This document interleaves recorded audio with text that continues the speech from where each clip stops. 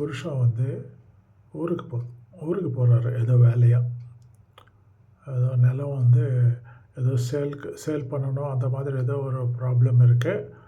அதுக்காக அதை அட்டன் பண்ணுறதுக்கு ஊரில் அது கனெக்டட் பீப்புள்கிட்ட பேசுகிறதுக்காக ஊருக்கு கிளம்புறதுக்கு முன்னாடி ஒய்ஃப் கிட்ட சொல்கிறாரு, அம்மா நான் ஊருக்கு போயிட்டு வரேம்மா, பத்திரமா இருமா அப்படின்னு சொல்கிறாரு.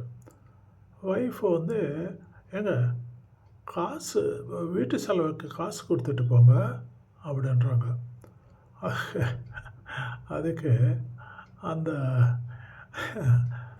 பைத்தியக்கார இன்டெலிஜென்ட்டாக என்னன்னு சொல்கிறது, அவர் சொல்கிறாரு, காசு இருந்தால் நீ செலவு பண்ணிவிடுவேன், அதனால் வேண்டாம் அப்படின்றாரு அவர்.